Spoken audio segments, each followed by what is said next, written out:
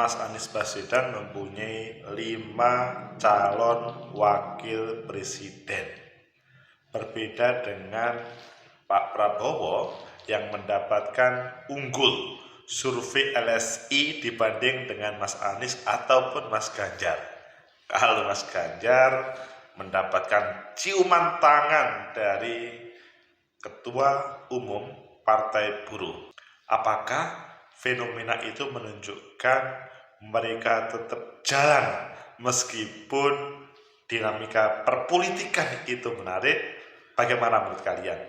Menurut analisis saya,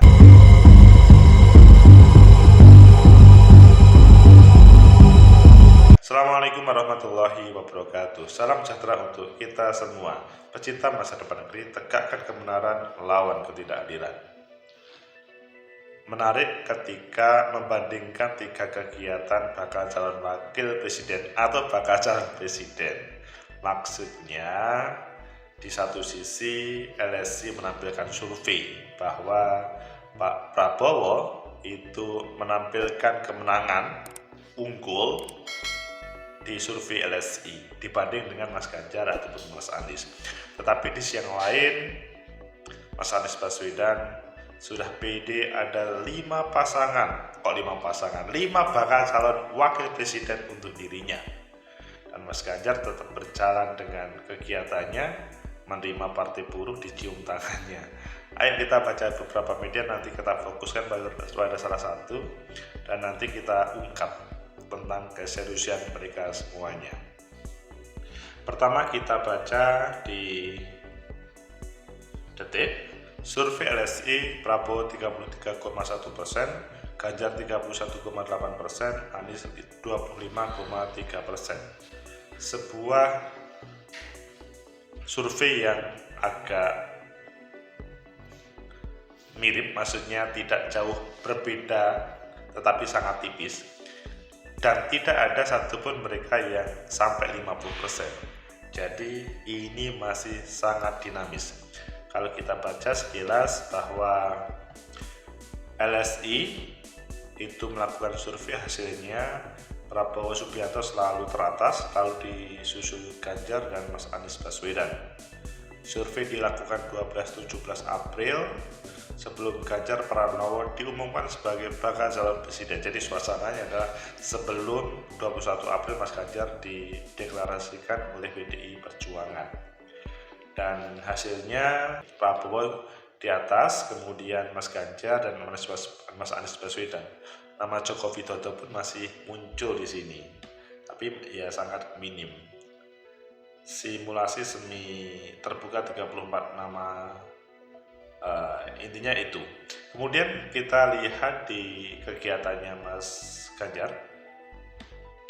Judulnya, ini alasan Ketua Umum Partai Buruh Said Iqbal cium tangan Ganjar Pranowo sesudah mendapatkan kritikan dari netizen. Saya sebut aksi cium tangan itu sebagai bagian dari adab dan akhlak.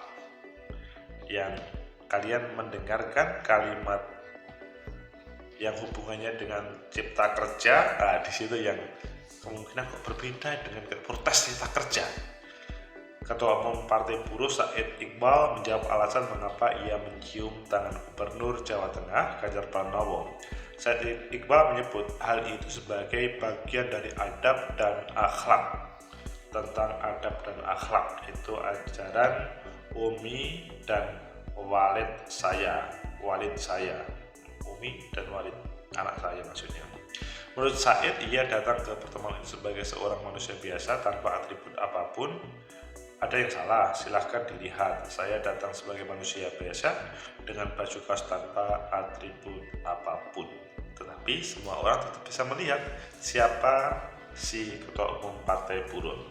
Kalau saya sebagai manusia yang doif mencium tangan seseorang ada yang salah, saya datang menyampaikan bahwa buruh menolak Omnibus Law Undang-Undang Cipta Kerja. Ada yang salah, ujarnya menambahkan. Ini suasana kritik netizen. Dan kita melihat di tempat lain, Nasdem akan beri kejutan soal cawapres. Anies bikin semua orang wah, dan Begitu juga di CNN Indonesia, Nasdem sudah ada 5 nama kandidat cawapres pendamping Anies Baswedan. Dan yang terakhir adalah di Merdeka, daftar tokoh yang diusulkan jadi cawapres Anies Baswedan. Kalian memilih yang mana? Tadi sebenarnya sudah kita bahas, maksudnya kita baca, masih ada waktu 2 menit, kita pilih 5 capres Anies Baswedan. Nasdem sudah ada 5 nama kandidat cawapres pendamping Anies Baswedan.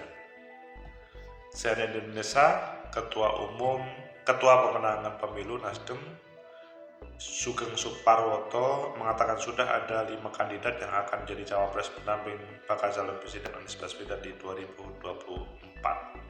Meski demikian, ia akan mengungkap. Sekarang sudah ada 5 kandidat, akan tapi soal siapapun belum bisa kita sebut.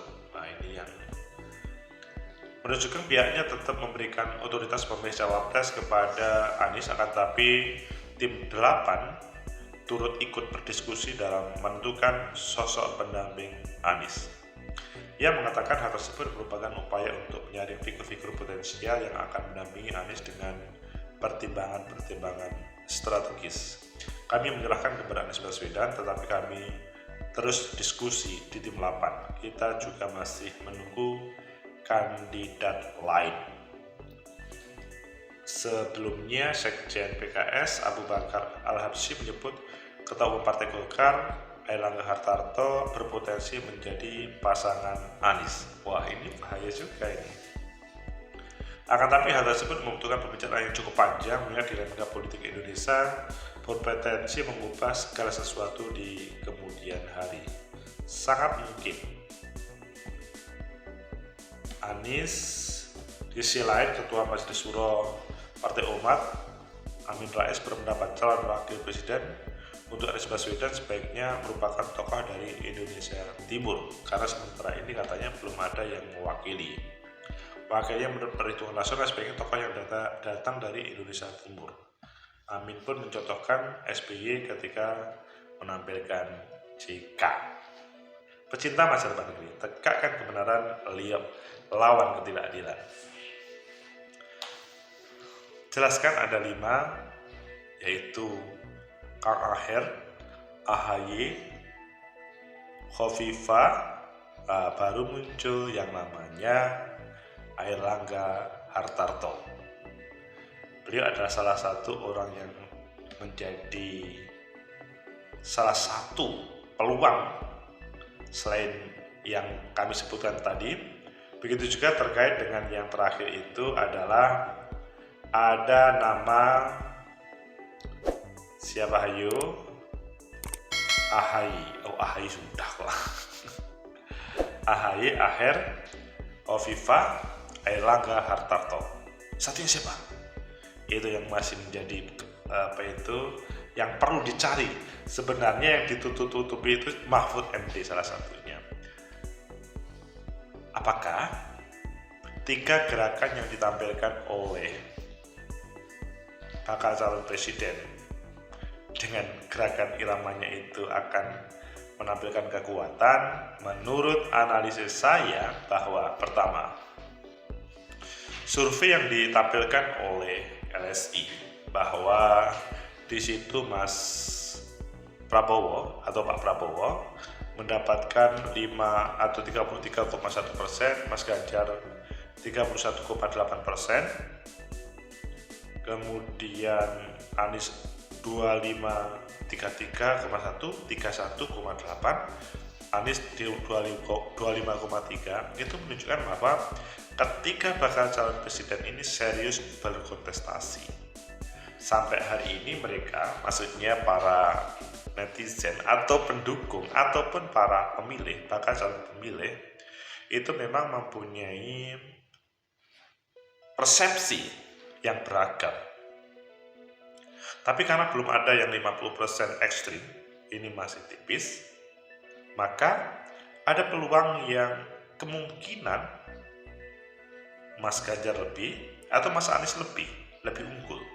Tergantung pada komunikasi politik yang ditampilkan, karena masih ada yang memilih Pak Jokowi, masih ada yang memilih bla bla bla bla bla. Itu yang menunjukkan bahwa keberadaan survei LSI 33,1% untuk Mas Ganjar itu adalah sementara, bahkan ini terjadi sebelum Ganjar Pranowo dideklarasikan kemarin.